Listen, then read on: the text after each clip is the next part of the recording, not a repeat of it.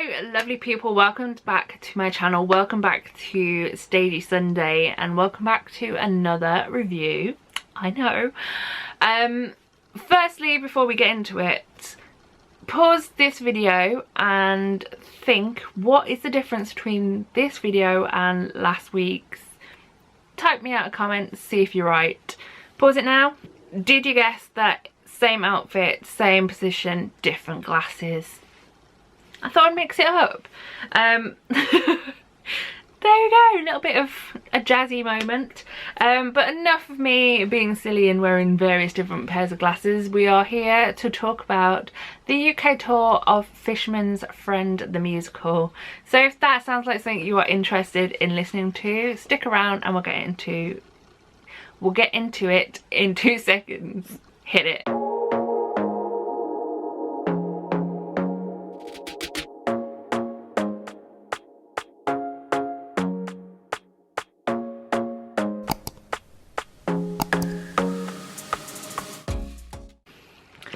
So here we go, the Fisherman's Friend the musical UK tour chat review thing. So this show is one that I feel has been in my life for a very long time, but in fact it probably hasn't. I was kind of made aware of it during its Hall for Cornwall run, a run that I kind of wanted to go and watch but unfortunately never got to. And then they announced the UK tour and I was like, I'm going. And then they announced that their first stop outside the southwest was Birmingham and I was like, I'm definitely going. This show is so feel good, so happy, so joyful, so much like a warm cup of tea at the seaside staring out at the waves. It just sends you out. It's so nice to watch. It is based on the story of the band, the group Fisherman's Friends, who rose to fame, even ended up at the pyramid stage at Glastonbury, and it tells the true life story of the events that happened, mixed in with a multitude of a cappella sea shanties, enough to shake a heaving line at. Kind of tried to make that slightly nautical. Don't know what a heaving line is, so fingers crossed it's correct. So this show has been written by Amanda Whittington, it has been directed by James Grieve and has got choreography by Matt Cole, and those three together work to make this show, which is absolutely amazing. It tells this true life story, just as the film did, but alongside amazing music, which has been supervised and directed by James Finley, who also is the man behind one of my favourite songs in the show, which I demand right now becomes a single or something in the future, because I want to be able to sing along to it at any chance I ever get. I've been singing it for the whole morning that I've been awake today, and that is Village by the Sea. I will get into it in a bit later because I have a lot of thoughts on the whole song, but it is absolutely beautiful and I have been singing it around this house to my friends on voice notes. Nobody is getting away from it for a while. If you go onto YouTube, you will be able to find this song for your amusement. If you see the views down the bottom and it keeps going up and up and up, it's me. Hi. I will be many of those views. Continuing on with the creative team, we have set and costume, which has been designed by Lucy Osborne, which works so well. The set is so brilliant because it looks so easy. It is basically one base level and then a higher walkway, but it isn't just that. Things come out of other things, things go away. I'm not explaining myself very well. There is even a boat that moves. It's amazing, and it's just brilliantly put together and designed to a T. Well done. That also works brilliantly alongside lighting and sound, which has been designed by Joanna Town and Dan Sampson respectively. I suppose I should come in at this point, after kind of finishing off with the creative team, to just mention that I have never seen the film. I've never seen the 2019 film Fisherman's Friend, or its sequel, which has recently come out in the cinema. So the whole story, the whole plot of this show, although I kind of knew where it was going to end up, I didn't know what was going to happen when. It follows different things. Let's try and rephrase that. It has one main essential plot, which is basically the journey of the group and how it got to where it needed to get to. However, there is also two subplots, which also just brilliantly tuck in alongside the rest of the show. And yeah, I really enjoyed it. Can you tell? To the point that the lights came up at the end after the bells, and I turned to my friend Mark and I was literally like, that was amazing. Moving on to the cast. They were amazing. I will hopefully try and ping up a graphic at some point soon. Maybe it'll be over my face, maybe it won't. But the cast is amazing. It includes 8 actor musicians who are on stage pretty much all the time. They kind of make up the band, but they're not always just pinged up in one corner. They are able to be part of the action, part of the show, even including a double bass, which at one point is being lugged above on someone's shoulder, and it's really interesting to watch how they move throughout the show, running up things, running down things, moving, dancing, being a part of numbers. Very interesting to watch. On top of the fact that they play about between 15 and 20 instruments together.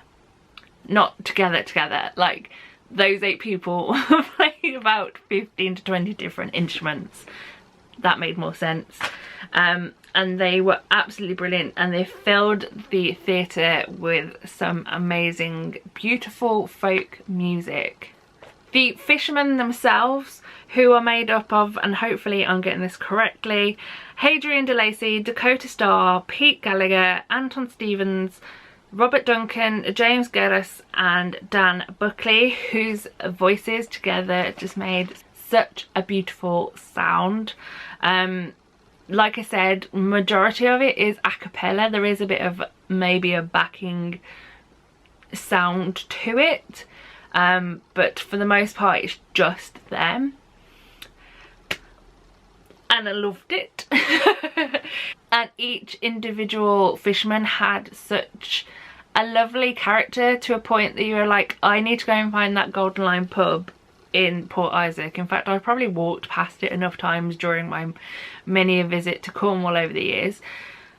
I just want to go and find them and have a drink with them. They were so brilliant and just like normal human beings, but together they just made a beautiful sound and worked so beautifully with each other. They had each other's back. You kind of have to in their roles, in their line of work, because you are kind of in charge of each other's safety at all times whilst out on a boat. But yes, I just loved it. It's like the epitome of community, which is a major theme throughout the entirety of this show, and it was just a joy to watch every single member of the Fishermen throughout the show. To the point I'm just literally trying to focus on what everyone was doing and what everyone was wearing, and yeah, I loved it. And I loved them. One final mention I feel has to go to what I'm going to call my ultimate love of this show. And it kind of ekes back to what I was talking about towards the beginning with the song Village by the Sea. In this show, the song Village by the Sea is sung by one individual, and that individual is, I hope I'm going to pronounce her name correctly, Parisa Shamir. I kind of know her through Dan Buckley's vlogs, which I do watch, as Parry, so I'm just going to go from here as saying Parry. But her voice is beautiful. As the character of her nan says, she is a triple threat.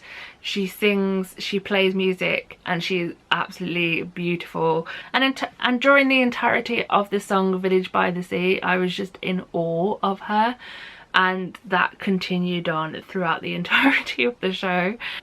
Her chemistry alongside Danny, who is played by Jason Langley, and also her chemistry with every other member of that cast, was beautiful to watch and to see. Like I said, one of the main themes of this show is the idea of loyalty and community, and just the entire cast highlighted that.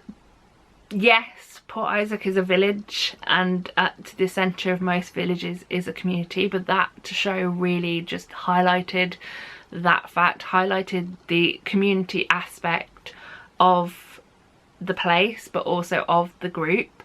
And there were highs, there were lows, but basically it is a feel-good show. It's homegrown, born and raised here in the UK. There are a few mentions and few bashings of certain places in the southwest, which I kind of found amusing. And yeah, I just really enjoyed watching this show. It's just one of those shows which I think will just live with people for a long time after they leave the theatre. If not for any other reason that you'll start just randomly bursting out into sea shanties for the rest of the day. I firstly request that we have some kind of cast recording before the end of the tour, and secondly I urge you all to grab yourself a ticket for this tour. Like I said at the beginning, I watched it in Birmingham, which was its second stop on the UK tour. It is travelling up and down the entirety of the UK and I believe Ireland for quite a while, even stopping in that well-known place, Toronto, Canada, for the Christmas period. I just think it is a great show. Everybody and anybody will love it. It is happy, feel good, hopeful, joyful, all of the positive words, and I absolutely enjoyed my time in Port Isaac. Kind of just made me want to book a hotel room somewhere in Cornwall and just live there for a bit. Although, would that make me an Emmett? I don't know. Yes, it is a great show. One that I recommend to everyone and anyone. Go and grab your tickets. I will leave a link to the website down below if you want to check out when and where it's coming, or where and when it's coming near to you. Go get yourself a ticket, go and watch this show, feel happy, let's all go and have a massive holiday to Cornwall. That is it. Thank you for watching this video. I hope you enjoyed it. If you did, please give this video a thumbs up, and other than that, I love you all lots. I'll see you next time. Go and watch Fisherman's Friends. Fare thee well, and goodbye.